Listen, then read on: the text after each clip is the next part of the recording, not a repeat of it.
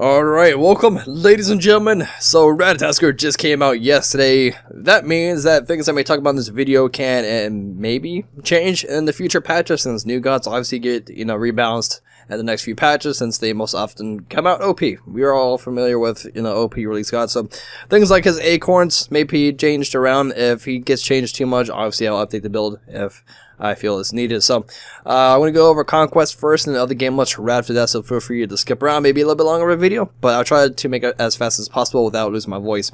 So in Conquest, Ratatoskr is most commonly picked up in the jungle role, so let's cover that. The Sapphire Acorn currently is the most common picked up acorn for good reasons. The Acorn Blast does do a lot of burst damage. It does damage twice. It does damage when you initially throw it at him and it makes contact, and then the acorns will stick to the god or the wall behind them. Conquest, obviously, there's plenty of walls, so acorns may not go all the ways, and then detonate a few seconds right after that. The next most common picked up is the Opal Acorn. It turns your dart, and it does lightning damage to targets nearby them, applying on-hit effects. So if you're more familiar with Circuit, like Herd Dash, that's pretty much the same ideal. So when you build crit on Ratatoskr, your dash can crit, so big team fights, dash around, get a lot of crits up, doing a lot of damage.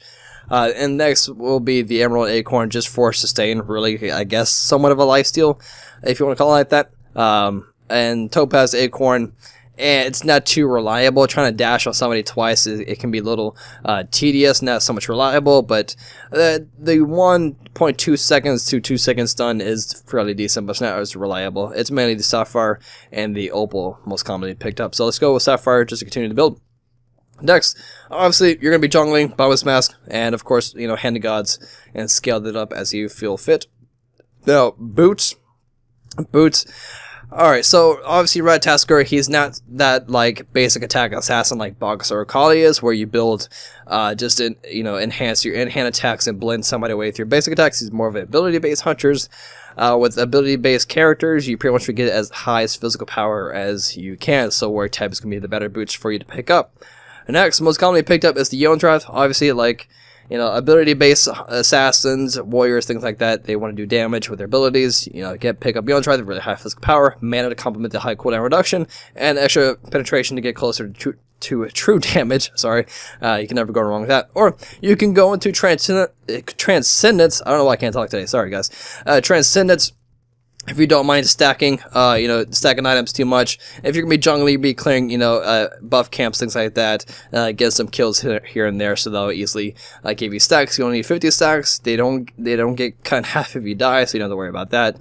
This just gives you an incredible amount of physical power if you want. But let's just go with Jotunn, since that's most commonly picked up and maybe a little bit safer and better option. And after that, you can go into Deathbringer. This works with either Sapphire or, Opal Corn. Obviously, you see it a little bit better, but it's still not too bad for the Sapphire Acorn, just for the pure fact it has 50 physical power, which is an incredible amount. Then after you get done with your abilities, you dart in whatever, you can throw a couple of basic attacks, and if you do a crit, you'll be critting for a lot. To follow this up, if you're with the Sapphire Acorn, it may be better just to go into the Times Bane right after Deathbringer.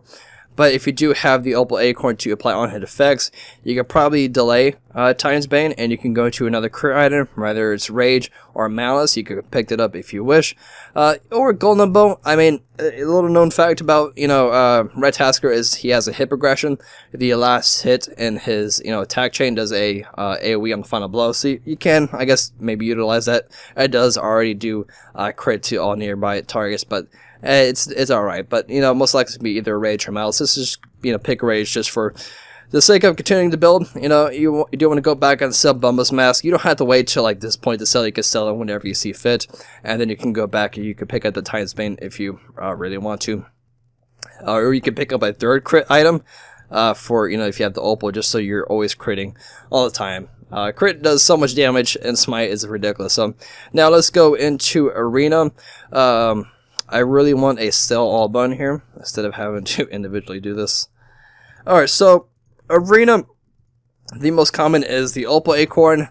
If you do miss with the Acorn Blast with Sapphire, there's not too many walls around to, kind of kind of save you there. Opal Acorn, I mean, there's tons of team fights. Like, the arena is always team fights, more than likely, and you can easily bounce around targets since there's no walls dividing them, making it fairly easy to proc that Opal Acorn with a passive. And then this is pretty much when you just go with the crit build.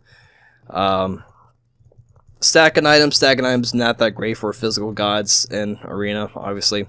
So it's just gonna go with Jotunn draft, and then you go into Deathbringer early, and then, you know, Rage, whatever, or Malice, and then, you know, Titan's Bane. Pretty much similar items all the way around with that. Now, if you're lucky enough to pick up Ratatoskr and Assault, obviously you probably want to go with Emerald Acorn, because you can't go back in Assault. There's no recalling. You know, once you die, and then you're back at the fountain. So this allows you to sustain more, and then you can go to, you know, a build like this, or you can still go into the Opal Acorn, since there's no walls for, you know, the Acorn Blast, and there's no walls dividing your targets. You can easily bounce around. There's tons of team fights in Assault, so you can also use the Opal Acorn. I don't know why I'm having problems with words today. So that pretty much covers that. That pretty much covers the build in that sense. Now let's go into actives. There are a few things you could do in Conquest. Obviously, you're restricted one active slot, since more than likely you're jungling. You're going to be picking up, you know, Hand of the Gods.